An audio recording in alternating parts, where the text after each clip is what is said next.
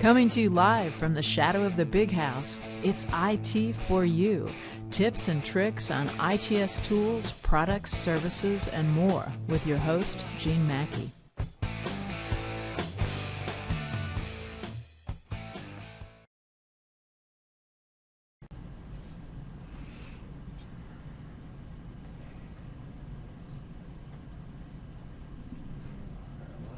Hey, good morning, everybody. I'm Gene Mackey.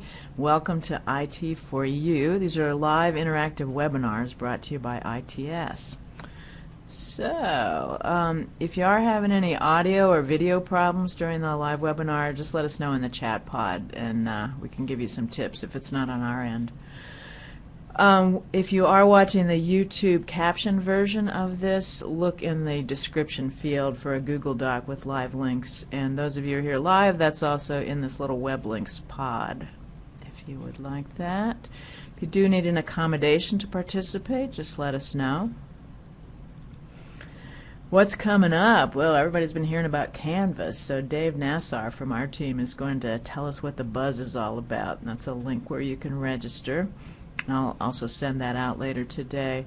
So today we have Mary Beth Stunkel from ITS talking about file storage solutions. So I'm going to turn it over to her.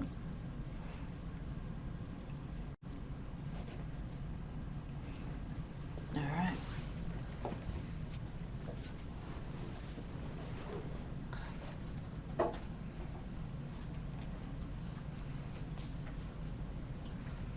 Hello, everybody. I'm here to talk about file storage solutions. So we at the University of Michigan are quite lucky. We have a wide array of choices on where we can store our stuff, where we can systems and services that we can utilize to store our content.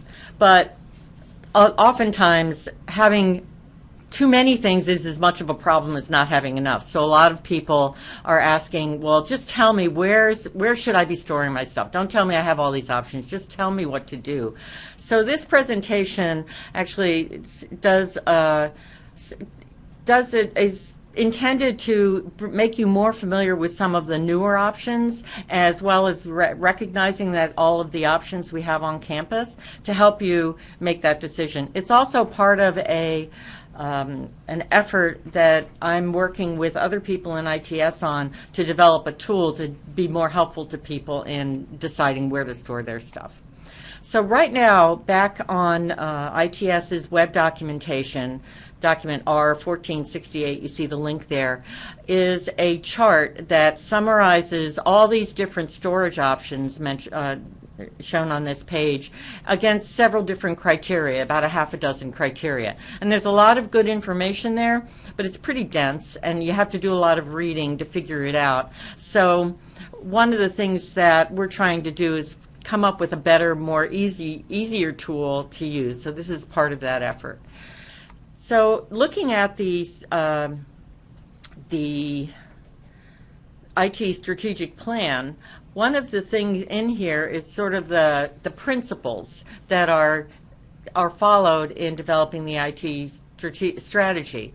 And I put a box around the things that really apply to these two services that I'm going to focus on next, which is cloud-first approach, a culture of plenty, meaning that the services are offered without regard to, trying to limit your use, have enough there that for people to use, as well as using U of M IT governance. So of these services listed on the storage solution summary chart, Google and Box fit these criteria quite well.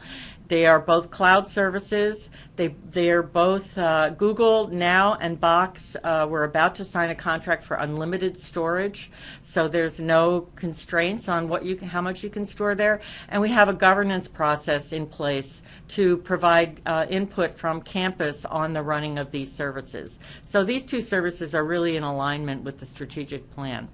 So the rest of this presentation is going to focus on Box and Google. But before I do that, just mention that these other services are being used in campus. And so if you're involved in a project that has already established SharePoint or a shared drive location or something as the place to have those files, well, obviously that's what you need to use.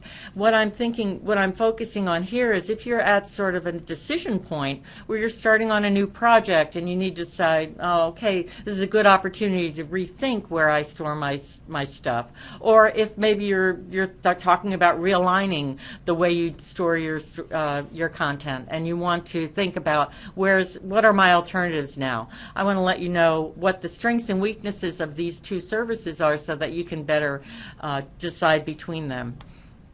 So this is sort of a standard disclaimer with cloud services.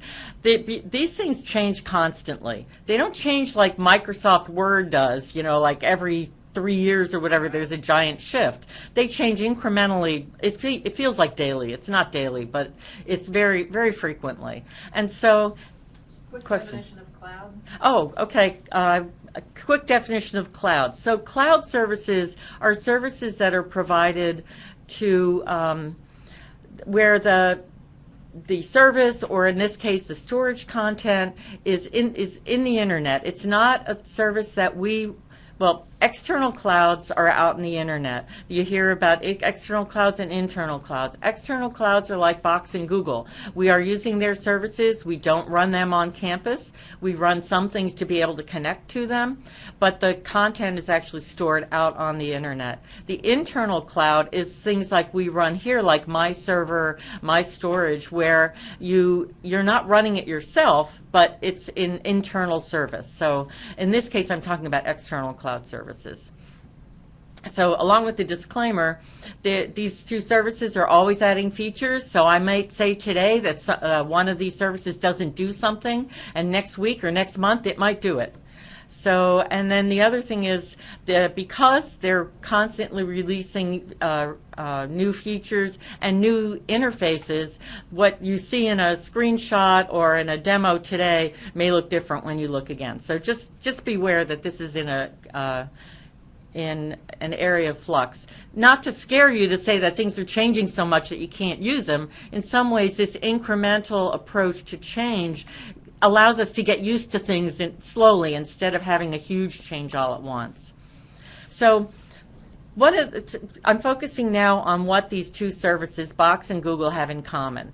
First of all, they're both been integrated with the U of M. We have binding contracts with both companies, Box and Google, that govern what they can do, what we can do, what they can't do, like use our data for anything else. And so we've signed binding contracts with both of them. With both of them are integrated with our single sign-on. So you're not logging into a Box a login screen or a Google login screen. You use the familiar web login, which gives you the confidence that you're logging into something official and something that's sponsored by the University of Michigan.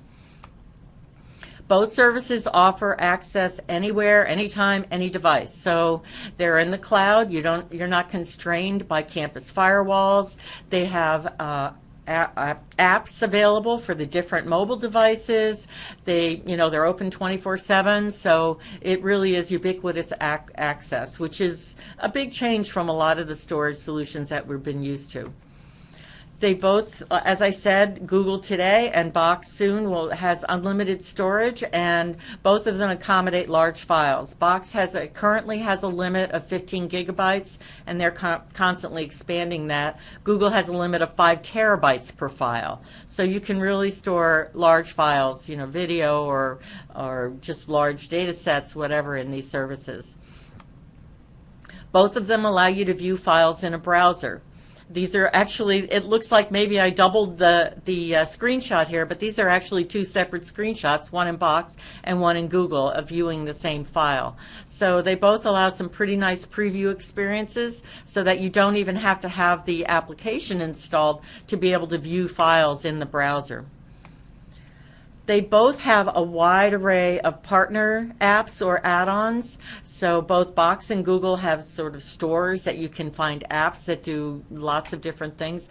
One caution though, be careful about this especially if you're dealing with sensitive data, because while we're covered by contract for the core services that are brought to us by Box and Google, many of these add-ons or partner apps are just an agreement between you and the other vendor, so they're not covered by our contract. And both Box and Google, we provide shared accounts, which is basically a Box or Google account that is owned by a project or a team or a department rather than an individual. And why that's important is because it allows you to have content out there that won't move around when a person moves around. With both of these services, when someone graduates or retires, they get to keep their accounts. And if they have content in there that is needed by other people that are working on the project that they now retired from, we need to have a way to make sure that they have access to that content after the person moves on. By using shared accounts, that's all taken care of for you, and the content stays with the university instead of moving with the individual. And finally, both products are supported by the same fantastic team. These are really fantastic colleagues of mine that support both services, and because they support both of them, if you have a question about one, maybe it's better served by the other service, and so they can help to advise you on the best place to store content. So those are some of the main similarities, but now I'm going to talk about how they're different. There are some minor differences and some key differences between the two platforms that I want to be sure that you know of, because this is what will really help you make your decision as to which is the right place for you to be storing your content. So the first and probably most important one is sensitive data. If you have sensitive data, you need to know about this URL that's at the bottom of the slide, the Safe Computing Data Guide. This is a fantastic resource that allows you, not only with Box and Google, but just about every service that is available to you centrally on campus. It lets you know what types of sensitive data have been approved to be used with those services. So this is the result of a huge effort to really vet these different services, looking at the contracts, looking at the technology, and making good recommendations on what's the best place to store that data. Now, if we look at and compare the Box and Google pages of sensitive data, we see some differences. Box and Google are both approved for a lot of sensitive data, but there are some things, there are actually 3 different items: protected health information or HIPAA data, student loan application information, GLBA, and social security numbers. Well, the first 2 are just automatically approved in Box, whereas they're not allowed in Google. Social security numbers may be approved upon consultation. That's what the little caution thing is. In other words, if you need to store social security numbers, you should have a conversation with our security team, and they will advise you about the best way to go about storing those. I do know of instances where Box has been approved for social security numbers because it was a good fit for the particular thing that people needed to do for collecting social security numbers and the like. So that's what those yellow square rectangles are, to point out the differences in sensitive data between Google and where you can store sensitive data between Google and Drive. And also, between Box and Drive. And also keep in mind that even though you're allowed to store sensitive data here, there's a lot of responsibility on you too. And the sensitive data data guide also gives guidance on how to best protect the data that you're storing. Keep in mind too that there's a difference between core apps, the core Box and Google apps, and some of these third-party add-ons. And you'll see in the data guide there's separate, it differentiates between them. So the general approach between the companies Box and Google toward their storage products: Box is all about content. That's all they do. they provide a storage platform. Google is the jack of all trades. Google does a wide variety of things. You get mail, calendaring, you can do, web forms, you can do Drive, obviously, what we're talking about today. You can do websites, you can do all kinds of things in Google. And so on one hand, that Box is stronger in the storage aspect because that's all they care about, and they just care about content and ways to manage and access your content. On the other hand, Google, because it has a wide variety of applications, there's a lot of interconnectedness, and there's a lot of ways that you can use these different things together in ways that are seamless and easy. So again, depending on whether your focus is on being able to have a lot of control and a lot of things about your storage, or your focus is on whether you want to be able to collaborate more on what you have, that may drive you toward either Box or Google Drive. The next thing, integration. So as I mentioned on the previous slide, with Box, there is some integration via those third-party apps. But with Google, you have that tight integration with the whole Google suite. Editing. Box and Google have different approaches to editing. Part of it is Box is pretty much file type agnostic. So you can store any kind of file in Box, and there's an app. This is not a third-party app. This is a Box app, so it is a core app called Box Edit that allows you to open and edit files directly from Box without having to download it, edit it, and then upload your new version. You edit the files in their native format, but you have to have that application on your computer to do it. They do have one small thing called Box Notes, which is it's a kind of a lightweight note-taking application. It's not nearly as capable as Microsoft Word or Google Docs, but it allows you to do some note-taking, and it actually allows for simultaneous editing. Google Drive, on the other hand, has a whole suite of Google's apps. So there's Docs and Sheets and Forms and slides for presentations, all kinds of things that allow you to simultaneously edit. So it's fantastic for collaborating. It's great for minute taking in a meeting. Everybody, you no longer have to have a minute taker that's been charged with the job of taking minutes for your meeting. Everybody can take minutes at the meeting at the same time. There's a lot of different types, but they are the Google Docs. They're not full-on Microsoft Word docs. So if you need the functionality, if you open like a Microsoft Word or Microsoft Excel document in Google, it will convert it to a Google Doc in order for you to edit it, and then you end up with two copies of that file, the original Excel version and then the Google Sheets version. So you have to be kind of careful about that. The way some people deal with that is they consider Google kind of their workspace where they collaborate and they edit and work together. And then once things are final, they put it in Box, which is considered more of its permanent location and the archive and storage location for keeping the more permanent record of what they're doing.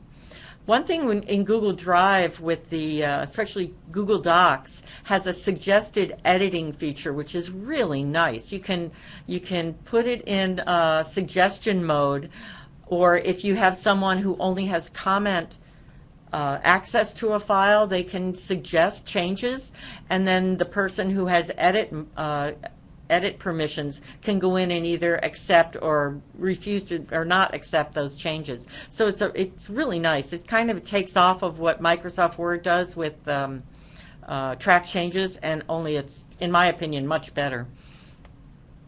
So searching is something that both platforms do pretty well, but kind of ironically, Box actually does it better than Google does. Who'd have thunk, right? But with Box, you can type in the search bar, and just once you've typed, it will pull down very quickly a most common, what it thinks is the best guess of what might be what you're looking for. If what you're looking for does not show up in the quick list, you can click that See Additional Results below, or this little magnifying glass above, and then either that or just hit enter. And then you have a really nice search pane opens up on the right. On the left are what it's found so far. On the right, You can filter it by are you looking in a particular folder? Are you looking for content that's owned by a particular individual? File types, dates, sizes, and then search within allows you to say, by default, it searches everything, including the content within the file, not just the title of the file. So it really does a good job of finding your content. The very last one, metadata, is something new and just is an example of how Box's focus is on your content and making it easier to manage your content. You can have your own metadata that you make up on a file that allows you to better manage and better search for your content. At this point, are there any questions, particularly about anything I've said so far? Please just type them into the pod, and our facilitators here will pass the question on to me, and I'm happy to answer any questions. While we're waiting for questions, I do have a question about the screen you had. It had social security numbers and Right, Drive, right. and it had an exclamation mark Right. for Box, right? Right. So Mike was just asking about the sensitive data screen that I had up here. Let's go back to that, where I have things in yellow boxes. So the Social Security number one, the green checks is pretty clear, approved. The red X's is pretty clear, not approved. But the Social Security number with the little triangle or diamond with the exclamation point means it may be stored here with permission. So it means that before storing the Social Security numbers, you have to have a conversation with the security team in ITS so they can talk to you about that. So that's the meaning of that sort of caution symbol. It's like, well, maybe you can, but make sure that you have a conversation about that first. Does that help, Mike? No questions at this point. Okay. So moving on about searching, the Google Drive search, as I said, ironically, it's powerful, but it's not nearly as easy to use as the box search. So initially, Google Drive gives you, if you pull down the triangle next to the search box, you have a few things you can filter on, but only a few. Now, if you click on this Learn More button, it brings you to a page in Google with a lot of things you can do for searching, but it's a bit like programming. I mean, you have commands that you type in to modify your search better. So while it is very powerful searching, it's not as easy to use just within the interface as the Box one. But both Box and Google do a really great job about searching. In fact, I've stopped more than half the time. I don't go to the folder I know a file is in. I just search for that file because it's so much quicker and easier than trying to remember where I happen to stash it. Commenting is a little different between Box and Google. So with Box, commenting is done on the file. Kind of if you think of the file as being in a container, and then you write your comments on the outside of the container. So you're commenting on the whole file. You're not commenting within the file. You can, it's sort of like social networking where you can comment on someone's post in Facebook or something like that. You can also use the commenting function to assign tasks to someone. And then when they complete the task, it gets checked off. It's a very rudimentary kind of workflow. Commenting on Box, you can comment inside the document with a Box note. So like a Box note with the simultaneous editing does allow you to comment on particular content within a file, but that only works for Box notes. With Google, however, you can comment, you can select any content within a Google Doc and comment on it. So this works in Google Docs quite nicely. It also works in Excel where you can choose a cell within an Sheets, where you can choose a cell within a Google Sheet and comment on that particular cell. Or in presentations, you can choose a slide and comment on that slide. Actually, they call it slides, not presentations. But you can comment on an individual slide. So, Jean, we have a question? Sorry, am I right that in slides you can only comment on the whole slide? Yeah, you comment on the whole slide. You can't select individual content within a slide, but at least you're focused on the slide where the content that you're commenting is on. In both and in Google, well, in both of them, the comments are stored, and you can always look back at them. With Google, once you resolve a comment, it kind of disappears from the right, and then you can get back to it by clicking on this comments button up at the top of your document. revision histories. Both Box and Google do versioning, which is really nice because you can get back to a prior version, or you can see who made what changes in a document. But again, their approaches are different. With Box, it's more of a whole document concept. So every time you save a new version of a document, it becomes a new version in Box. With our Box Enterprise Edition, we can save up to 100 versions of any file. So you can have, if you see a file that's listed in your Box interface on the web, you'll see this little blue square with a V and a number. That tells you what version is the current version.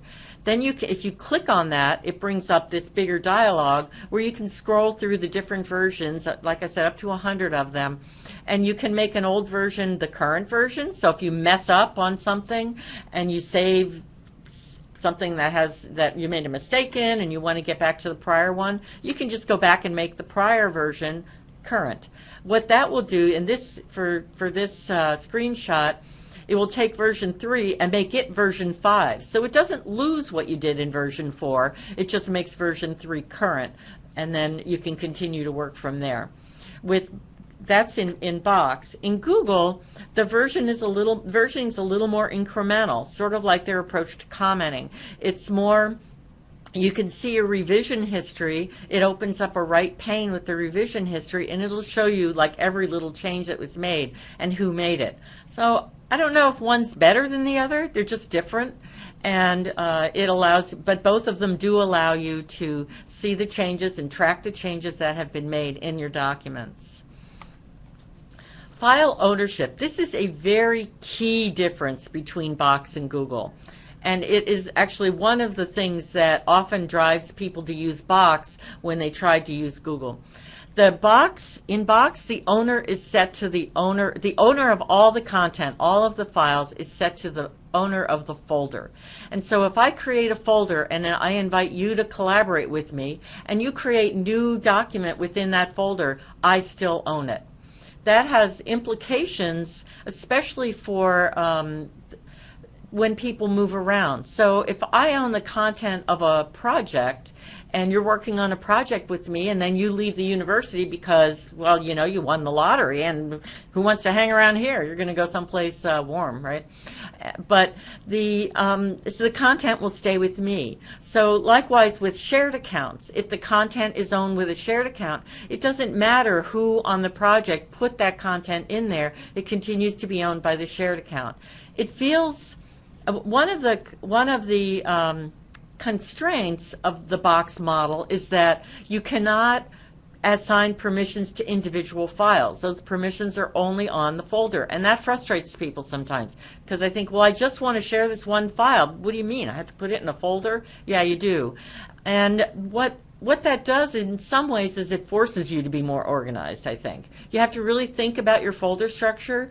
And so it's a lot less flexible because Google, on the other hand, Google Drive allows you to invite someone to collaborate on an individual file. It also makes it so that the person who creates the content, the author of the content, the initial author, is the owner of that content. So if someone leaves and their account is discontinued, then any of that content that was owned by that person, even if they put it in a folder where you were collaborating on a project, that content leaves with that person. So it's a lot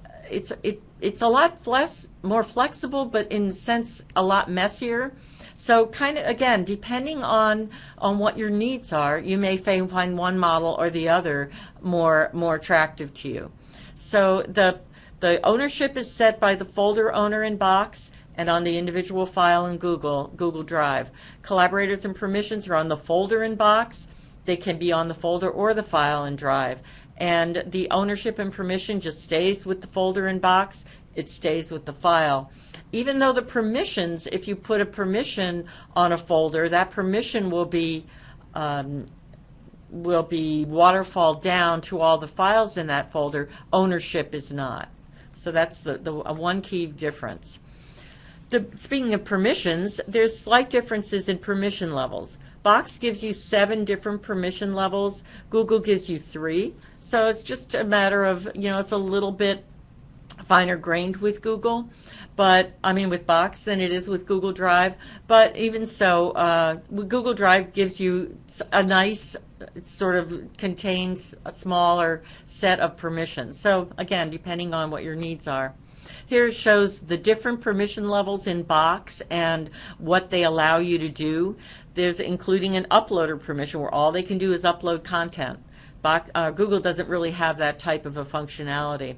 Previewer allows people to only preview the content. They can't download it. They can't copy it. They can't edit it. So it's a little bit. It helps you contain your content a little more. Yeah. Bethany has a question. Can content be linked to external data or data in other stored files, as with Excel or Access? No.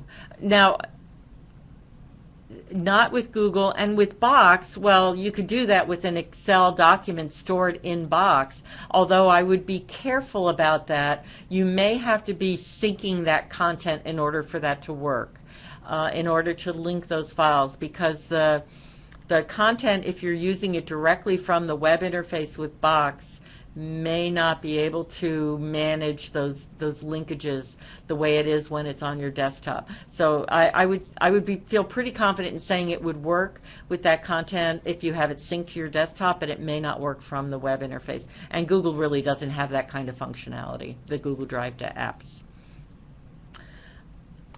So the next thing, the permission levels on Google Drive, as I said, are comment, view, and edit. Down at the bottom of this sharing settings window, you see editors will be allowed to add people and change permissions. So that's the default, but you can change that. You can make it so that editors cannot add people or change permissions. Box has a similar functionality where you can go into the properties and say only owners and co-owners can basically do the same things, add people and change permissions. So they're just sort of additional properties. Shared links. So shared links are the URLs that both Box and Google gives you to be able to access content. It's just a web link. You know, these are things, this is content in the cloud. It's accessed through the web. And so both Box and Google Drive give you links, URLs, that you can put in any browser and access content. They're a little bit different. Looks like my arrows got a little bit misaligned here, but the intent here was to show you that with Box, there's 3 levels of shared links. With Google, there's those same 3 levels and 2 more. So with Box, you can share with people with the link. That means anyone. You don't even have to have a Box account. On the Google equivalent, you don't have to have a Google account. You just click that URL and you have the content. No authentication, no verification or anything. People in your company means you have to be logged in with a UMich credential, or on the Google site, anyone at U of M with the link. You have to be logged in with your U of M, through web login in order to be able to access that content. But you don't have to be a specific individual with permissions. Anyone who logs in at U of M can see that content. And then there's people in the folder, which means people you have actually invited to collaborate with you are the only ones that can see that content. And likewise on the Google side, it's specific people. Google Drive gives you 2 additional options, and that's public on the web and University of Michigan. What that means is public on the web is like anyone with the link, but you don't need the link. So in other words, it's findable through search. The University of Michigan is another one that you don't need the link. As long as you're University of Michigan logged in, you should be able to find that content through search. Box doesn't give you that ability. You have to have the link for the Box sharing no matter what. And again, this is not necessarily an advantage of one over the other. It's a matter of preference. If you want your content to be findable, and that's important to you, Google's a better choice. If you like the security of the person having to have the link in order to find it, then Box is, well, either Box or make sure you choose the appropriate permissions on Google. So I guess in that case, Google does win here because Google gives you the option of making it searchable where Box doesn't even give you that option. So one of the things that Box does on the shared links side that's really nice is it gives you a number of customizations. And Google doesn't really have this level of customizations. But with Box, if you share with people with the links, so this is wide open access, you can, well, some of these things you can do no matter what the setting, like set a custom URL. So normally when Box assigns a URL to content, it's just, it says, you know, umish.box.com/some random string of characters.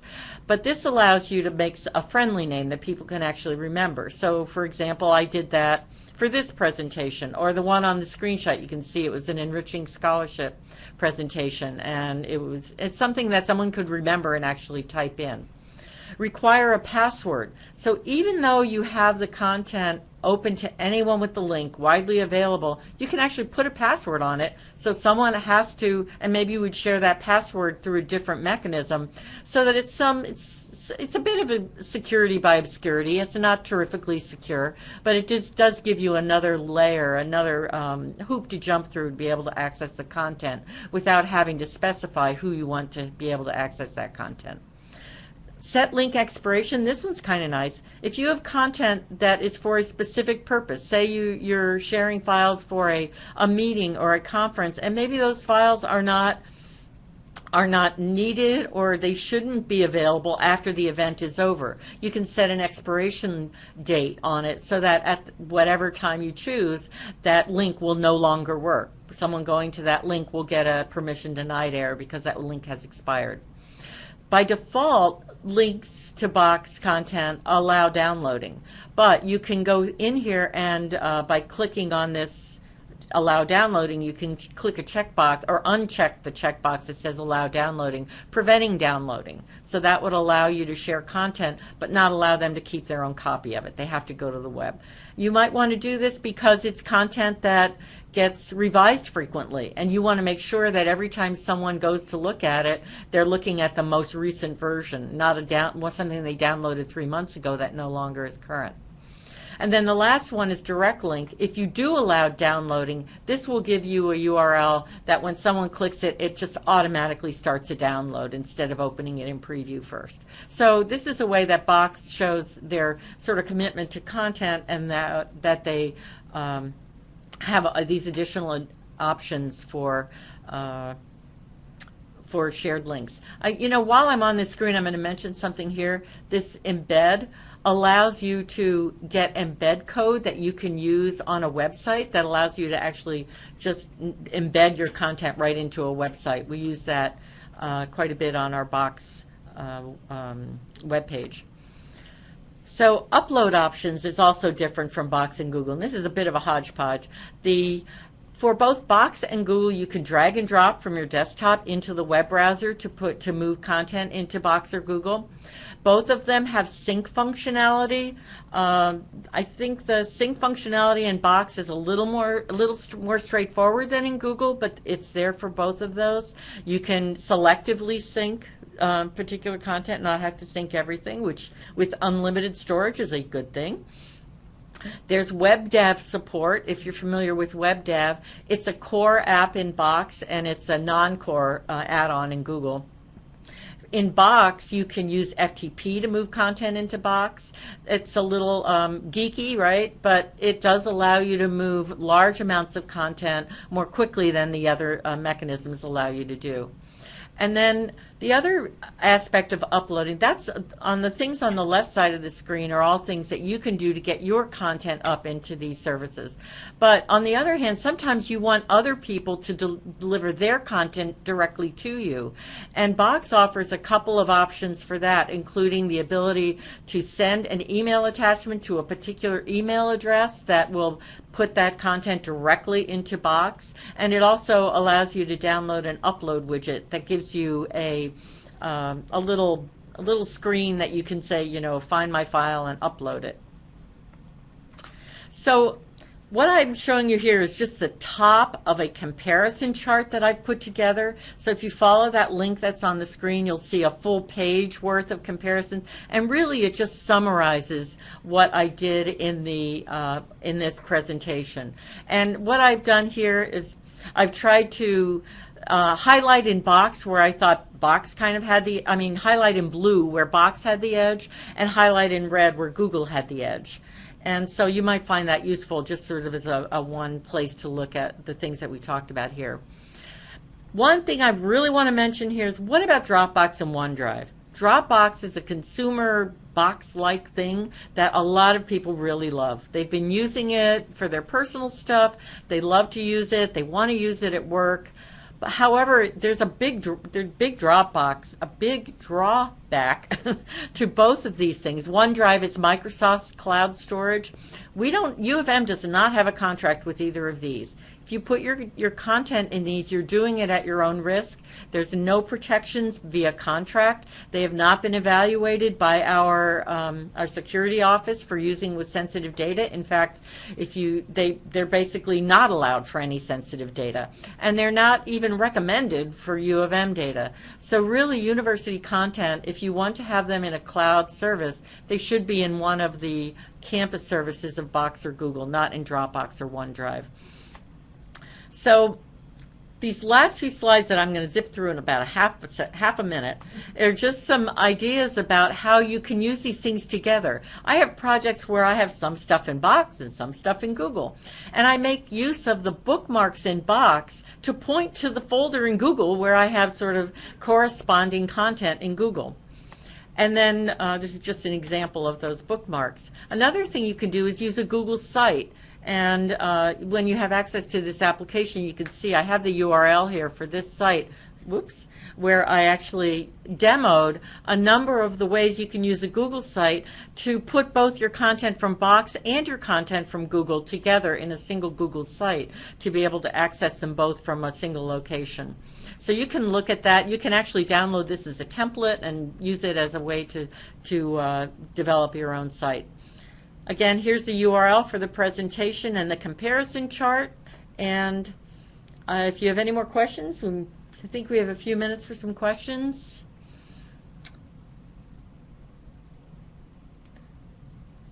You can also, my email address is there on that slide. I certainly welcome any questions or invitations for more information, or invitations to come out and talk to you or your units about it. I also want to put a plug in right now for we have a collaboration forum, which is a Google group where we send out announcements about these services. We also encourage conversations about these services, and we have every other month we have a live and in-person event where we invite you to come and listen to presentations about how people are using these services on campus, and also how you might